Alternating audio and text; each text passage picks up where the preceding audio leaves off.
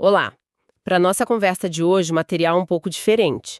Não são artigos nem pesquisas, mas algo bem mais pessoal. É a transcrição de 3 mensagens de um culto da virada que rolou na noite de 31 de dezembro na Igreja Batista do Silvestre. A nossa missão aqui é entender a jornada que essas 3 reflexões juntas constroem. Elas parecem contar uma história, assim, em 3 atos. Exato. E é interessante pensar no que um culto da virada significa, né? Não é só sobre celebrar o Ano Novo. Na tradição cristã, é um momento de parar, olhar para trás com gratidão, olhar para frente com esperança e, principalmente, se reconectar com o que é central na fé. E essas fontes mostram que teve um planejamento cuidadoso aqui. A jornada começa num beco sem saída histórico, passa por uma escolha muito pessoal e termina num evento que, para os cristãos, muda tudo. É uma progressão fascinante, de verdade. Então vamos começar por esse beco sem saída. A primeira mensagem, do pastor José Luiz, joga a gente direto numa das cenas mais tensas da Bíblia, Êxodo, capítulo 14. O povo de Israel acabou de sair da escravidão no Egito, eles estão eufóricos, livres pela primeira vez em séculos, e de repente se veem encurralados. De um lado, o Mar Vermelho, impossível de atravessar. Do outro, o barulho das bigas egípcias se aproximando, o exército de Faraó vindo para aniquilar eles. É o cenário do desespero completo. A liberdade recém-conquistada parece que vai durar, pouquíssimas horas. E é nesse ponto que a pregação introduz uma ideia que vira a nossa percepção de cabeça para baixo. Sim, e é aqui que a coisa fica realmente interessante. A fonte diz que eles não chegaram ali por acidente. Deus deliberadamente os guiou para aquela armadilha. Peraí, deixa eu ver se eu entendi. A fonte está dizendo que Deus intencionalmente colocou eles entre um exército furioso e um oceano? Isso soa, no mínimo, contraintuitivo. Por que ele faria isso? Essa é a grande questão, né? E a explicação teológica que a mensagem oferece é que não se tratava de crueldade, mas de uma espécie de cenografia divina. O objetivo era criar um palco tão impossível, tão sem saída, que quando a solução viesse, ninguém teria dúvida de onde ela veio. Seria a demonstração final e inquestionável do poder de Deus contra o poder do Egito. E isso se conecta com a ideia de endurecer o coração de Faraó. Certo, essa é a outra parte que sempre gera confusão. Parece que Deus está tirando o livre-arbítrio do Faraó? A pregação aborda isso de uma forma interessante. A interpretação apresentada não é que Deus forçou o Faraó a ser o mal. É mais como se Deus estivesse dizendo: você tem consistentemente escolhido o caminho da arrogância e da teimosia. Agora eu vou selar essa escolha. Vou deixar que essa característica se torne a sua realidade final. É como alguém que treina tanto um músculo para contrair que em certo ponto ele não consegue mais relaxar. A escolha já foi feita repetidas vezes e Deus apenas a confirma. E esse palco revela 2 reações completamente opostas. E o contraste é brutal. De um lado, o povo. O pânico é total. A fonte descreve como eles partem para cima de Moisés, reclamando, dizendo que era melhor ter morrido como escravo no Egito do que livre no deserto. Toda a memória dos milagres, das pragas, da libertação, tudo isso evapora em segundos. Exatamente. E isso nos leva a um ponto-chave da mensagem. A crise expôs a natureza da fé deles. Enquanto recebiam coisas boas, eles eram gratos, mas no primeiro sinal de dificuldade real, a relação se desfaz. Então, o que você está dizendo é que a gratidão deles era condicional? Tipo uma relação de obrigada pelas coisas boas, mas no momento em que a situação fica difícil, o nosso acordo acabou. É isso que a fonte chama de uma relação utilitarista. Perfeitamente. Era uma relação transacional, não relacional. Uma fé baseada no que se ganha, não em quem Deus é. E esse tipo de fé sempre desmorona sob pressão. E em contraste direto, temos a reação de Moisés. Ele não entra em pânico. Ele se ancora na memória. Ele diz basicamente: acalmem-se, lembrem-se de tudo que já vimos, o Deus que nos tirou do Egito não nos trouxe até aqui para morrer na praia. A confiança dele vem de olhar para trás, para o histórico de fidelidade de Deus. E essa confiança o leva a dar uma ordem que parece loucura. O Senhor lutará por vocês, fiquem quietos.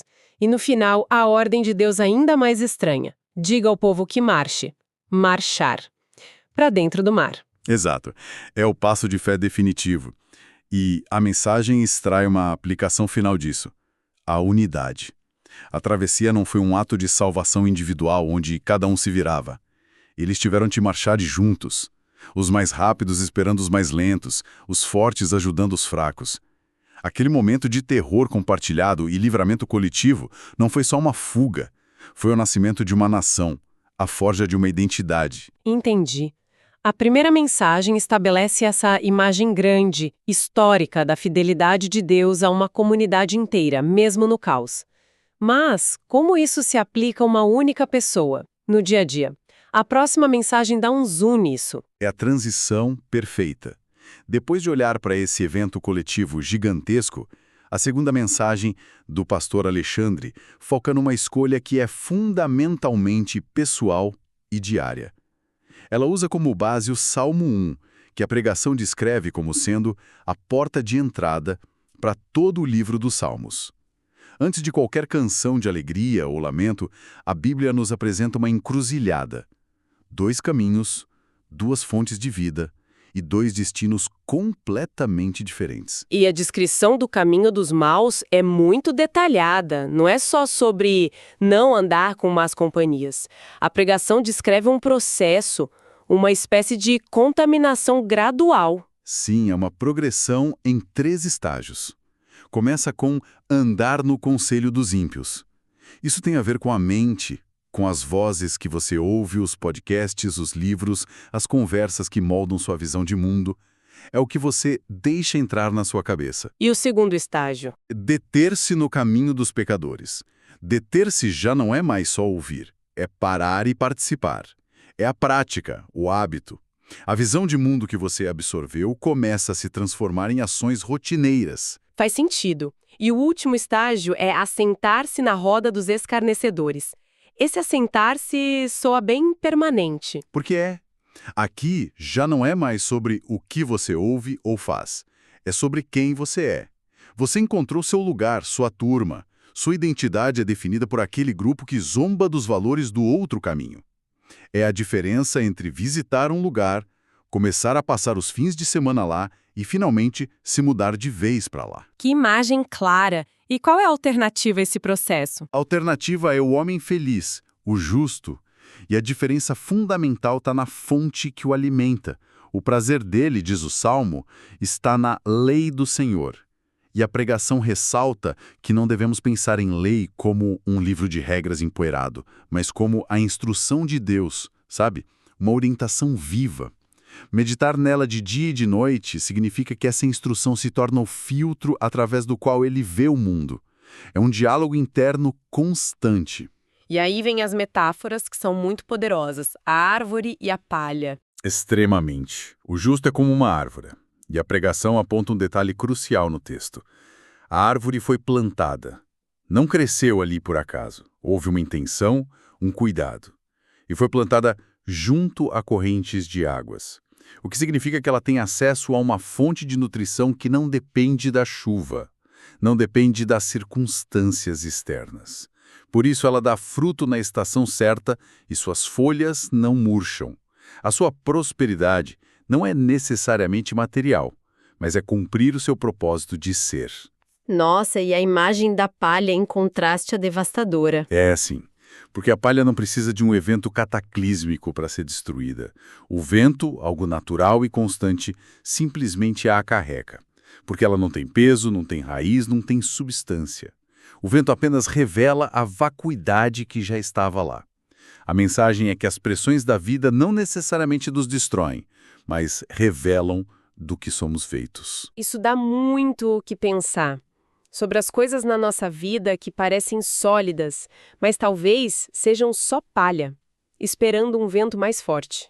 E como a mensagem termina? O que acontece com esses 2 caminhos? O Salmo conclui dizendo que o Senhor conhece o caminho dos justos. E a fonte explica que esse conhecer na Bíblia não é só um saber intelectual, tipo, eu sei que você existe. É um conhecimento íntimo, de cuidado, de proteção, de envolvimento. Enquanto isso, o caminho dos ímpios perecerá. Note que não diz que Deus destruirá os ímpios, diz que o caminho deles, por si só, leva à ruína. Não tem destino, ele simplesmente se desfaz. Ok, então temos a grande história da fidelidade de Deus no passado e agora a responsabilidade da nossa escolha diária no presente. Onde a terceira e última mensagem do pastor Mauro se encaixa nisso tudo?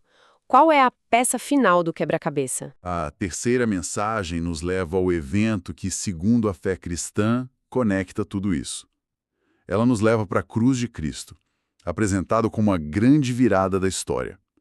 É o ato que torna o caminho dos justos uma possibilidade real para qualquer pessoa. E a fonte destaca um ponto importante aqui. É a ideia de que Jesus não foi uma vítima passiva, pego de surpresa pelos eventos. A pregação enfatiza que ele caminhou conscientemente para a cruz. Sim, e isso é fundamental para entender o significado do evento. A mensagem argumenta que, desde o início, Jesus demonstrava uma confiança absoluta no plano do Pai, mesmo que esse plano incluísse sofrimento e morte. A cruz não foi um acidente de percurso, mas o destino deliberado. E o fascinante é como a pregação analisa as últimas palavras de Jesus para mostrar as diferentes dimensões do que estava acontecendo ali. Como assim? Bom, não foi apenas um momento de dor. Cada frase revela uma faceta da redenção.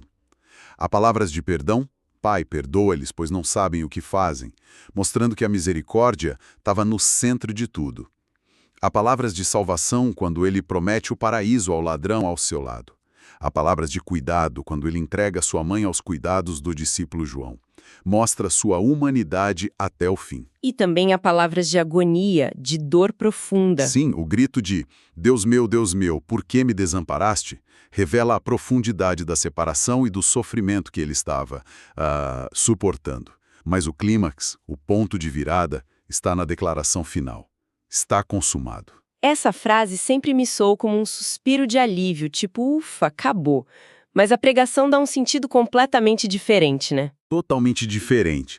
A mensagem a apresenta não como um suspiro de derrota, mas como o grito de vitória de um guerreiro, ou de um artista que acaba de concluir sua obra-prima. A palavra grega original, tetelestai, era usada em documentos comerciais para dizer a dívida está paga na sua totalidade. A obra da redenção estava completa. A dívida estava quitada. Naquele momento, ele não foi morto. O texto diz que ele entregou o seu espírito. Foi um ato de vontade. E a fonte menciona a reação de um personagem inesperado, o centurião romano. Por que esse detalhe é tão importante? Porque ele é o observador externo, imparcial. Ele era um soldado profissional acostumado a ver a morte de perto em todas as suas formas brutais. E ainda assim, a forma como Jesus morreu, sua autoridade, seu perdão, sua confiança, o impactou de tal forma que ele, um pagão, declara: verdadeiramente, este homem era o Filho de Deus. É o testemunho de que algo único e divino aconteceu ali, visível até para quem estava de fora. Então a mensagem se resume em 3 verdades centrais. Jesus não desistiu, confiou no Pai e completou a obra. A cruz não é um ponto final, mas um ponto de virada. Exatamente. E agora podemos juntar as 3 peças. A primeira mensagem, sobre o Mar Vermelho, ancora a fé na memória. Ela diz: lembre-se do que Deus já fez na história. Ele é fiel em situações impossíveis. Certo, ela estabelece a base. Deus é confiável. Traz essa verdade para o presente e para o pessoal. Ela diz: com base nessa confiança, você tem uma escolha diária a fazer. De qual fonte você vai beber? Qual caminho você vai seguir? Do evento histórico para a prática do dia a dia. E a terceira mensagem é a resposta para como. Como é possível escolher o caminho da árvore em vez da palha? A pregação responde: por causa da grande virada na cruz. É a obra de Cristo que oferece o perdão pelas vezes que escolhemos o caminho errado e nos dá a força para continuar no caminho certo. Deixa eu ver se eu consigo resumir. O passado, a memória dos grandes feitos de Deus, como no Mar Vermelho, nos dá confiança para viver o presente. O presente é essa escolha diária de ser árvore ou palha. E a gente só consegue fazer isso porque o futuro já foi garantido por aquele evento central, a grande virada na cruz. É isso. É exatamente essa jornada. Conecta a memória, a nossa ação diária e a esperança de uma forma muito poderosa. Não é uma teologia abstrata, é um mapa para a vida. Um mapa para a vida. Gostei disso. Essas 3 mensagens falam sobre caminhos e viradas. Uma virada histórica no Mar Vermelho que criou a identidade de um povo. A grande virada na cruz que, para a fé cristã, redefiniu a história da humanidade. A reflexão que fica, então, é, sabendo dessas grandes viradas da história, como a nossa escolha diária, essa pequena decisão de ser árvore plantada ou palha dispersa, descrita no Salmo 1, molda a nossa identidade pessoal, hoje.